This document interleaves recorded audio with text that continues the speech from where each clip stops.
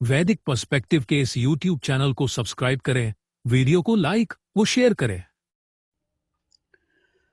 ओम समाने अहन त्रिह अवद्य गोहना त्रिह अद्य यज्ञम मधुना मिमिक्षितम त्रिह वाजवतीः ईशः अश्विना युवम दोषाः अस्मभ्यम उषसः पिन्वतः। समान दिन में 3 अवध्य गोहना हैं, 3 आज यज्ञ को माधुर्य पूर्वक सिंचित करें। 3 अन्नयुक्त धर्मयुद्ध संपन्न इच्छा शक्ति हैं। हे अश्विना पुरुष औरत युगल, तुम दोनों रात्रियां और उषा काल हमारे परितृप्त हो या प्रेम पूर्वक सेवन करो।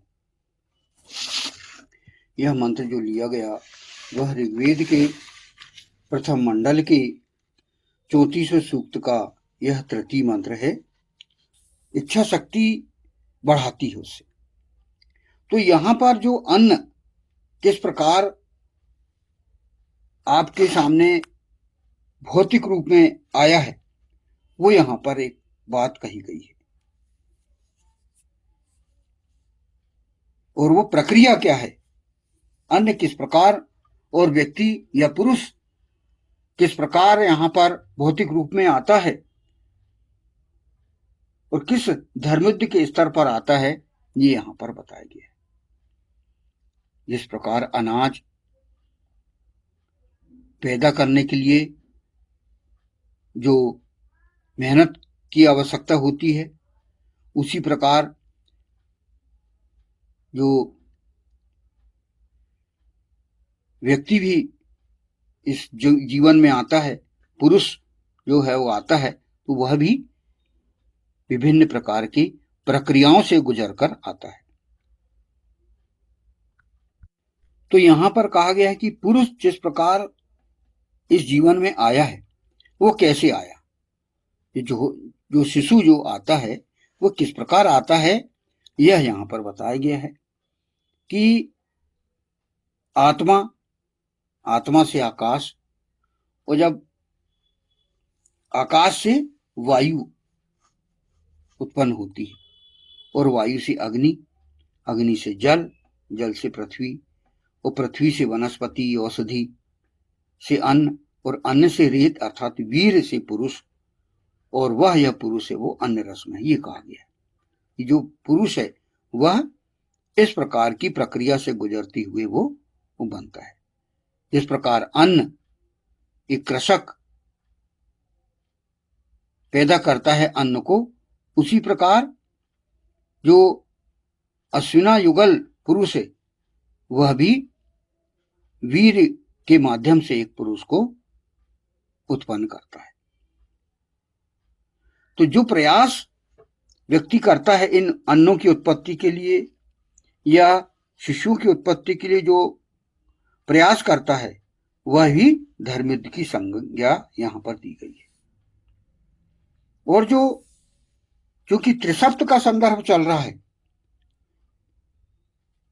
3 आधार स्तंभ और 3 आचरण स्तंभ और जीवन उपदेश, इस हेतु इच्छा शक्ति उत्पन्न करता हो, धर्मयुद्ध के लिए इच्छा शक्ति उत्पन्न करता है। आपने जो प्रशिक्षण लेने के पश्चात आप जो यज्ञ कर्मों की ओर उद्यत हुए हैं, तो उसके लिए वह इच्छा शक्ति उत्पन्न करता है और वह कार्यों की ओर ले जाता है। आप सक्रियता अपने अंदर महसूस करते हैं, कर्मों की ओर व्यक्ति प्रेरित होता है। इच्छा हुई तो आप कर्म के लिए प्रेरित हुए, और वह व्यक्ति अथक प्रयास करते हुए अन्न उत्पन्न करता है, और फिर शिशु के उत्पन्न करने के लिए भी वह प्रयास करता है। यहां पर ये एक बात कही गई है जिसको हम समझते हुए आगे बढ़ें और अपने अगले फुटनोट को समझें। तो यहां पर त्रिसप्त की महत्ता बताई जा रही है, त्रिसप्त की विशेषताएं बताई जा रही हैं। तो इसमें अगला फुटनोट यहां कहा गया है, हे अश्विना पुरुष औरत युगल, तुम दोनों रात्रियां और उषा काल हमारे।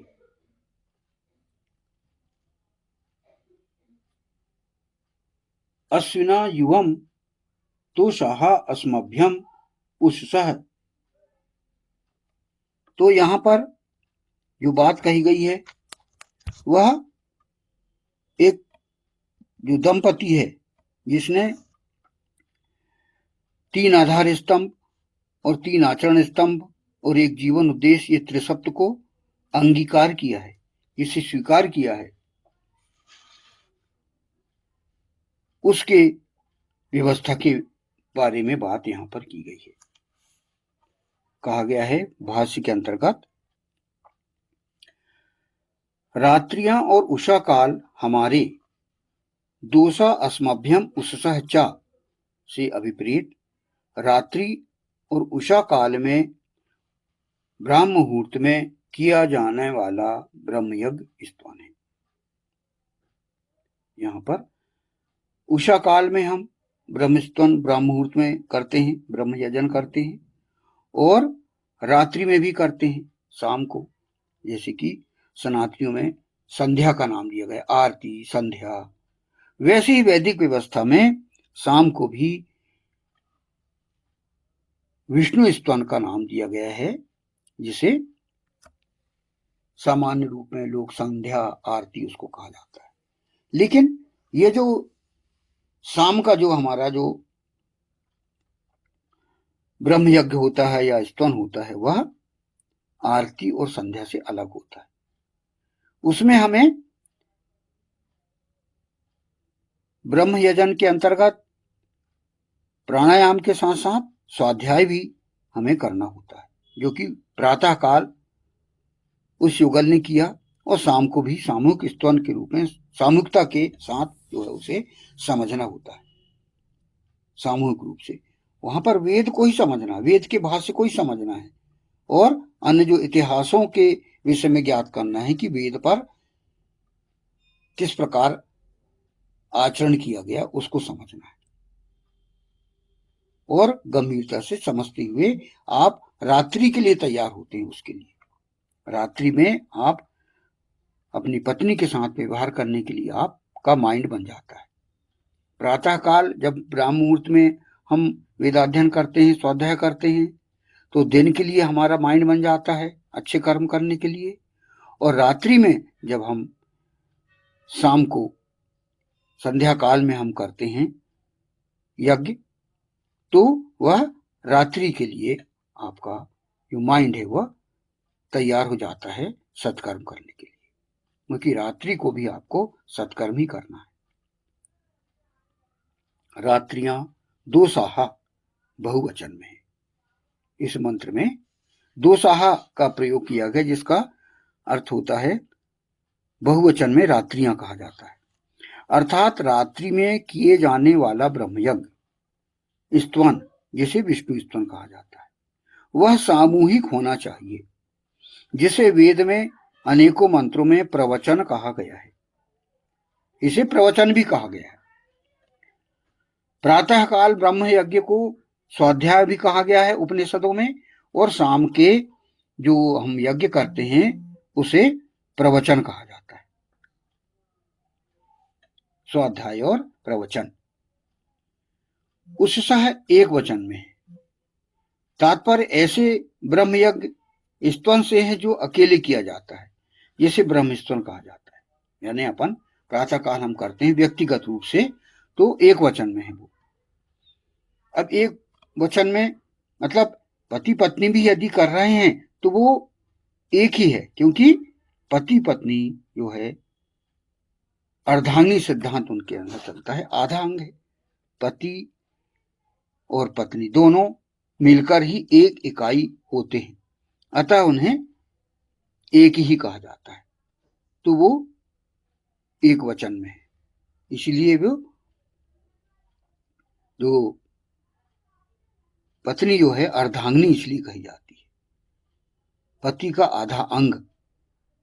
और इसीलिए वह जब यदि ब्राह्मुहूर्त में पत्नी के साथ वह ब्रह्म यजन करता है तो वो एक वचन का ही यहाँ पर नाम दिया गया है, उससह।